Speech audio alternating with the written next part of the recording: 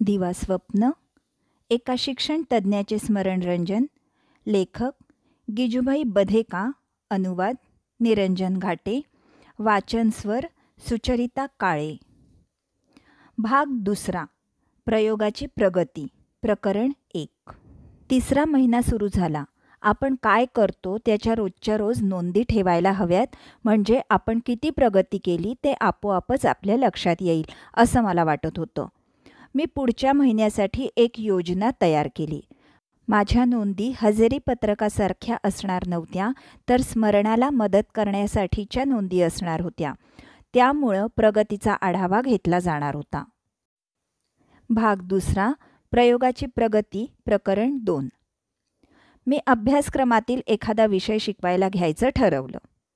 एक दिवस मी मुलांना शुद्ध लेखन सांगितलं. मुलं माझ्याकडं नुसतीच बघत बसली. मी त्यांना शुद्ध लेखन सांगेन किंवा पाठ्यपुस्तकामधील धडा शिकवेन किंवा नकाशा वाचनाचा तास घेईन असं वाटलेलं नव्हतं. मी त्या प्रकारचा शिक्षक आहे असं त्यांना वाटतच नव्हतं. एक प्रकारे ते खरंच होतं. मी खरंच त्या पद्धतीचा शिक्षक नव्हतो. लिहायला सुरुवात करा, मी म्हणालो. त्यातल्या बऱ्याच जणांकडे पाटी पेन्सिल नव्हती. त्यांनी ती आणली नव्हती, कारण तोपर्यंत माझ्या वर्गात त्याची गरजच पडलेली नव्हती. मग मी शेजारच्या वर्गातून पाट्या आणि पेन्सिली आणल्या आणि त्यांना शुद्ध लेखन घालायला सुरुवात केली. काही विद्यार्थ्यांनी त्यांची नाराजी प्रगट केलीच. एक मुलगा म्हणाला, गुरुजी, आज गोष्ट सांगणार नाही. दुसरा एक म्हणाला, आपण पाठ्यपुस्तकं तर वापरत नाही, मग तुम्ही शुद्ध लेखन कशातलं सांगणार? त्यातले काही जण म्हणाले, तुम्ही कशातला पाठ सांगणार तो आम्हाला आधी दाखवलात तर आमच्या चुका होणार नाहीत. ही सगळी मुलं अजून जुन्या कालबाह्य पद्धतीतच वावरत होती. शुद्ध लेखनाचा पाठ कसा असतो ह्याबद्दलच्या जुन्या कल्पनांचा त्यांच्यावर पगडा होता. त्यामुळं त्यांच्या मनात त्याबद्दल नावडच होती. त्यांना शुद्ध लेखनाची भीती वाटते, म्हणूनच त्यांना त्याची पूर्वतयारी करावीशी वाटते. मी मनाशी विचार केला. मग मी ग्रंथालयातलं एक पुस्तक घेतलं. त्यातला एक उतारा वाचायला सुरुवात केली. मी जेमतेम एक वाक्य उच्चारलं. मुलांनी लगेचच लिहायला सुरुवात केली होती. पण पूर्ण वाक्य ऐकून घेण्याच्या आधीच ती परत सांगा असा घोष करू लागत. हे पहा, मी सांगतोय ते कसं उतरवून घ्यायचं हे मी तुम्हाला आधी दाखवतो. मी जेव्हा बोलतो त्यावेळी तुम्ही माझ्याकडे बघायला हवं. मी काय सांगतोय ते काळजीपूर्वक ऐकून घ्या. मी काय बोलतोय त्याचा अर्थ समजून घ्या. मग लिहा. मग पुन्हा पुढच्या वाक्यासाठी माझ्याकडं पहा. मी शुद्ध लेखनाचा पाठ सांगू लागलो. सुरुवातीस त्यांना जुनी सवय बदलणं अवघड गेलं, पण काही काळातच माझ्या पद्धतीला ते रुळले. त्यानंतर कुणालाही मी एकदा वाचलेलं परत ऐकायची गरज पडली नव्हती. हा पाठ संपल्यावर त्यांनी पाटी पेन्सिली खाली ठेवल्या. मी त्या तपासू लागलो. बरेच शब्द चुकीच्या पद्धतीनं लिहिलेले होते. बऱ्याच जणांना जोडाक्षरं लिहिणं अवघड गेलं होतं. हस्ताक्षराबद्दल तर न बोललेलंच बरं. मी त्यांच्या पाट्यांवर कुठलीही चूक सुधारलेली नव्हती. त्या बघून मी तशाच परत केल्या होत्या. मी किती चुका केल्या? प्रत्येकजण विचारू लागला. काहींना मी गुण द्यावे असं वाटत होतं. त्यातला एक जण म्हणाला, आता लक्ष्मीराम भाई आपल्याला गुण देतील आणि मग इतर शिक्षकांसारखंच शिकवू लागतील. मी तसं काहीच करणार नाही. लिहावं कसं हे तुमच्यापैकी बहुतेकांना चांगलंच जमतंय. उद्या आपण पुन्हा प्रयत्न करू.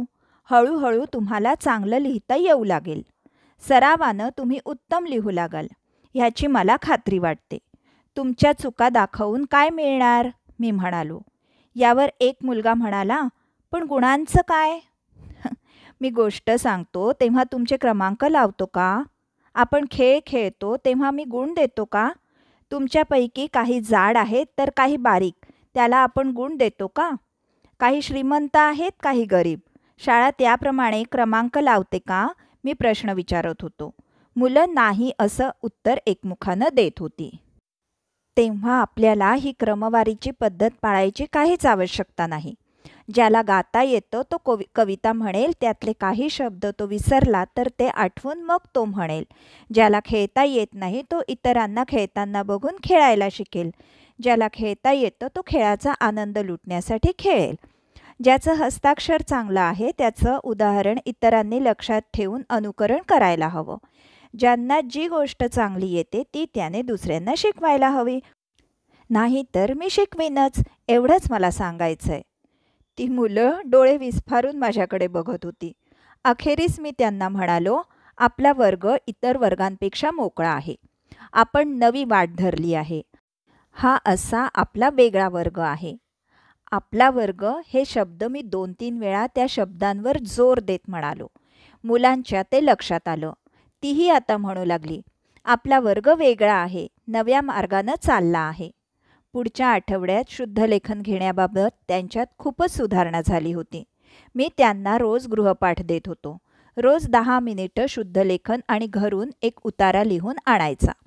एका पुस्तकातील 4 वाक्य जशीच्या तशी लिहून आणायची. त्याचप्रमाणे त्यांनी एकमेकांना शुद्धलेखन घालायचे आणि त्यांनीच ते तपासायचे, हेही त्यांना सांगितलं होतं. 4थीच्या मुलांना झेपतील अशा जोडाक्षरांची मी यादी केली. त्यात पाठ्यपुस्तकामधील सर्व जोडाक्षरं होती. ही यादी मी प्रत्येक विद्यार्थ्याला आळीपाळीने दिली आणि ती नकलून काढायला सांगितली. तसेच त्यांच्या भाषेच्या पुस्तकातील अवघड शब्दांची यादीही करायला सुरुवात केली. आमचा वर्ग आता रुळावर आला होता. भाग 2. प्रयोगाची प्रगती. प्रकरण 3. एक दिवस मी गोष्ट सांगत होतो तेव्हा शेजारच्या वर्गातून करुण किंकाळ्या ऐकू आल्या. आम्ही दचकलो. मुलांचं लक्ष विचलित झालं. मी गोष्ट सांगायचं थांबवलं. त्यातल्या एकाला हळूच जाऊन शेजारच्या वर्गात काय चाललंय ते बघायला सांगितलं. कोण कशासाठी रडतंय ते बघून तो मुलगा मिनिटभरात परतला. गुरुजींनी जीवाला बदडलं, तो म्हणाला. का? त्याला भूगोलाच्या धड्यातलं काही येत नाही म्हणून. पण त्यासाठी मारलं कशाला? धड्याचा अभ्यास केला नाही त्याची शिक्षा म्हणून. त्या मुलानं उत्तर दिलं. समजा त्याला तो धडा कळला नसेल तर? त्यानं तो धडा पाठ करायला हवा. ते जमलं नाही तर गुरुजी शिक्षा करणारच. समजा त्यानं खूप प्रयत्न करून त्याला काहीच आठवत नसेल तर? दुसराच एक मुलगा म्हणाला, तरीसुद्धा शिक्षक शिक्षाही करणारच. धडा पाठ नसेल तर शिक्षा नको का? तुमच्यापैकी कुणाला मार खायला आवडेल? कुणालाच नाही. मार कोण आवडीनं खातं का? समजा मी तुम्हाला काही धड्यांचा अभ्यास घरनं करून या म्हणून सांगितलं, तो तुम्ही केला नाहीत तर मी तुम्हाला मारावं की नाही? पण तुम्ही जर अभ्यास सांगितला तर आम्ही तो घरनं नक्कीच करून आणू. समजा खूप पाठांतर करूनही ऐन वेळेस तो तुम्हाला आठवलाच नाही तर? खरं तर तुम्ही आम्हाला मारायला नको. मार लागला की दुखतो. तुम्ही आम्हाला तो धडा परत शिकवा. आम्ही कसून अभ्यास करू. ठीक आहे तर आता गोष्टीकडे वळूया. मी गोष्ट सांगणं सुरू केलं.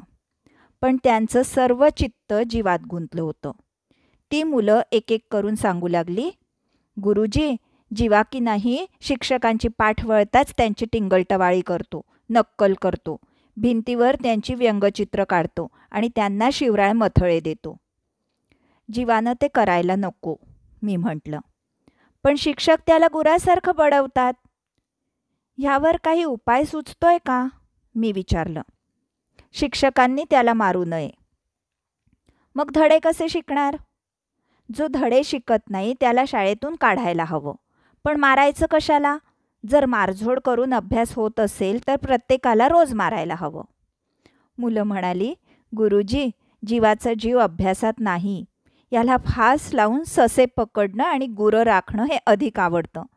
एका मुलानं माहिती पुरवली. दुसऱ्यानं त्या माहितीला पुस्ती देत म्हटलं, जीवाला शाळेत मार खावा लागला की तो शाळेबाहेर इतर मुलांना हाणतो. त्यामुळं आम्हाला त्याची खूप भीती वाटते. असं? तो कोण आहे? तो कोळी आहे. त्याचे वडील सरकारी नोकर आहेत. ते जबरदस्तीनं त्याला शाळेत पाठवतात. शिवाय त्याला घरी शिकवणीही लावलेली आहे. ठीक आहे, ते जाऊ दे. आपण आता गोष्टीकडे वळूया. मी गोष्ट सांगून संपवली आणि घंटा झाली. मी ती शिक्षा आणि तिचे परिणाम ह्याबद्दल विचार करीत घरी पोचलो. आपण कसं वागायचं ह्याबाबत माझी भूमिका ठाम होती. मी कुणालाही शिक्षा करणार नव्हतो. भाग 2. प्रयोगाची प्रगती प्रकरण 4. ह्या घटनेनंतर काही दिवसांनी मी शिक्षणाधिकाऱ्यांना भेटलो. मी त्यांना म्हटलं, सर, एक फतवा काढाल का? शाळेत येणाऱ्या प्रत्येक विद्यार्थ्याचे कपडे नीटनेटकेने स्वच्छ असावेत. त्यांच्या टोप्यासुद्धा स्वच्छ असायला हव्यात. केस व्यवस्थित विंचरलेले असावेत. नखं वाढलेली नसावीत. ती दर आठवड्याला कापलेली असावीत. त्यांनी नियमितपणे केस कापून घ्यावेत. कपड्यांची बटणं व्यवस्थित असावीत. शाळेत येण्यापूर्वी त्यांनी स्नान करावे. ते शक्य नसेल तर निदान हातपाय तरी स्वच्छ धुवून शाळेत यावे. शिक्षणाधिकाऱ्यांनी माझे सर्व म्हणणे ऐकून घेतले. मग त्यांनी हसून विचारलं, पण असं का? हे पालकांना कळत नाही का? मी पालकांच्या गळी हे उतरवायचा खूप प्रयत्न करतोय, पण ते समजून घ्यायलाच तयार नाहीत. अगदी खाऊन पिऊन सुखी कुटुंबामधील माणसं देखील ते समजत नाही. रोज ही कटकट कुणी सांगितली, तुमचं काम शिकवण्याचं आहे, तेवढं तुम्ही करा, बाकीचं आम्ही बघून घेऊ, असं ते म्हणतात. ह्या परिस्थितीत कसलीही प्रगती करणं अशक्य आहे. सर, खरं सांगू का, ह्या असल्या मुलांना शिकवणं जीवावर येतं. मग झालं तर आपला समाज हा असाच आहे, त्यांचं सांस्कृतिक उन्नयन अशक्यच आहे. तरीसुद्धा मी ह्या विभागाचा कार्यभार स्वीकारला त्यानंतर पालकांवर थोडाफार परिणाम झालेला दिसतोय, शिक्षणाधिकारी म्हणाले. सर, तुम्ही असा लेखी हुकूम का देत नाही? ते माझ्या अधिकाराबाहेरचं आहे. तुमच्या अधिकाराबाहेरचं? असं कसं शक्य आहे? तुम्ही तर वरिष्ठ अधिकारी आहात. हे बघा, हे एक संस्थान आहे. अधिकाऱ्यांना इतरत्रही असे फतवे काढता येत नाहीत. असे हुकूम फक्त दरबारी अधिकारी काढू शकतात. समजा तसं झालं तरी जनता ते हुकूम पाळेलच असं नाही. तुमची आज्ञा कुणा पालकांनी पाळली नाही तर तुम्ही काय कराल? त्यांच्या मुलांना शाळेतून काढून टाकीन, मी सांगितलं. तुम्ही तसं करू नका. तो मधमाशांच्या पोळ्यावर दगड मारण्याचा प्रकार ठरेल. सर्व काही करता येईल. कृतिशून्य ज्ञानाचा उपयोग काय? आम्ही शिक्षक आहोत ना, आम्हाला कोण विचारतंय? तुम्हाला तसं वाटतंय ना? ठीक आहे, तर जे चाललंय ते तसंच चालू ठेवा. मी यावर गप्प बसलो तेव्हा. छे, ह्या गोष्टी अशाच कशा चालू देणार? त्यांनी मला विचारलं. सर, माझ्या कुवतीनुसार शाळेत जेवढ्या सुधारणा करणं शक्य आहे तेवढ्या मी करेन. मी मुलांना नव्या सवयी आत्मसात करायला भाग पाडेन. माझ्या फावल्या वेळात मी ह्याबाबत सार्वजनिक चळवळ सुरू करेन. लोकांना हवं असो किंवा नसो, शाळेत जर स्वच्छतेचा अभाव असेल तर शाळा रोग प्रसाराचं केंद्र असते, हे सत्य कुणीच नजरेआड करू शकत नाही. ठीक आहे, जे तुम्हाला करायचं आहे ते करा. तुम्ही एक प्रयोग करायला आलाय. 4 महिने होऊन गेले. तुम्हाला वेळ फार कमी आहे. मी त्यांचा निरोप घेतला आणि घरी परतलो. मी 2 झाडू विकत घेतले. आकस्मिक खरेदीसाठी अनुज्ञेय रक्कम खूपच कमी होती. मी त्यांचे पैसे दिले. तसेच माझ्या पैशांनीच एक आरसा, एक कंगवा, खादीच्या कापडाचा एक तुकडा आणि छोटी कात्री ह्यांचीही खरेदी केली. सुदैवानं शाळेत एक सार्वजनिक नळ उपलब्ध होता. बाकी सर्व तयारी मी वर्गात केली. मुलांना मी आधी रांगेत उभे केले. माझ्या प्रेमापोटी त्यांनी मी सांगेन ते मान्य केलं. त्यांच्या आवडीच्या आणि फायद्याच्या गोष्टीच मी करतो हे एव्हाना त्यांच्या लक्षात आलेलं होतं. मी त्यांना म्हणालो, आरशात बघा. ज्यांना आपले चेहरे, नाक, डोळे घाणेरडे आहेत असं वाटेल त्यांनी नळावर जाऊन ते स्वच्छ करून यावे. त्यांनी त्यांचे हातपाय स्वच्छ धुवावेत. तसंच केसांनाही थोडं पाणी लावावं. हे ऐकताच त्यांनी नळावर गर्दी केली. ढकलाढकली करत त्यांनी त्यांचे चेहरे आणि हातपाय स्वच्छ धुतले. त्यांना हे सर्व शिस्तीने कसे करायचे ते मलाच शिकवावे लागणार. कुठल्याही कामासाठी रांग लावावी, अशा बेशिस्तीनं कुठलंही काम नीट होत नाही. अशा बेशिस्तीपासून त्यांना दूर ठेवलं पाहिजे, माझ्या मनात विचार आला. मग मी जमिनीवर एक रेघ ओढली. सर्वांनी या रेघेवर ओळीत उभे राहा. मग एक एक करून नळाकडे जा. मी एका बाजूला उभा होतो. माझ्या हातात त्या खादी कापडाचे 2 तुकडे होते. मुलं त्यांना सांगितल्याप्रमाणे हातपाय धुत होती. शाळेत अशा प्रकारचा उद्योग प्रथमच कुणी करत होतं. येणारे जाणारे थांबून ते आश्चर्याने तिकडे पाहत होते. सर्व मुलांचे हातपाय धुवून झाल्यानंतर आम्ही आमच्या वर्गात गेलो. मग मी एकेकाला कंगवा देऊन जमेल तसा भांग पाडायला लावलं. त्यांच्या टोप्या एका कोपऱ्यात ठेवल्या होत्या. आता त्यातला प्रत्येकजण स्वच्छ, ताजातवाना आणि उत्साही दिसू लागला होता. मी खडूनं एक वर्तुळ आखलं. त्यांना त्या वर्तुळाभोवती बसवलं. मी त्यांच्यासोबत बसलो. मग म्हणालो, आता तुमचे हात बघा, कसे स्वच्छ दिसतायत. तुमचे चेहरेही पहा. तुम्हाला स्वच्छ आणि उत्साही राहावं असं वाटत नाही का? हो, नक्कीच वाटतं, ती म्हणाली. मग आपण असं करायचं का? शाळेत आल्या आल्या नळावर हातपाय धुवायचे, टापटीप बनायचं, मग बाकीचे उद्योग सुरू करायचे. चला आता कविता म्हणूया, मी त्यांना म्हणालो. मला आनंद झाला होता. पहिली कविता म्हणजे प्रार्थना होती. ती मला सहजच आठवली होती. नखांची तपासणी त्या दिवशी करता आली नाही. शिवाय गुंड्या आणि कपडे तपासायचंही बाकी राहिलं. भाग दुसरा, प्रयोगाची प्रगती, प्रकरण 5. इतिहास शिकवण्याची पार्श्वभूमी मी माझ्या गोष्टींमधून आधीच तयार केली होती. आता कविता शिकवायच्या होत्या. त्यासाठी लोकगीतांचा वापर करायचं मी ठरवलं होतं. खूप विचार करून पहिले 6 महिने तरी प्राथमिक तयारीत घालवायचे असं मी ठरवलं होतं. त्यामुळे पुढचे 6 महिने तो विषय शिकवणं मला शक्य होणार होतं.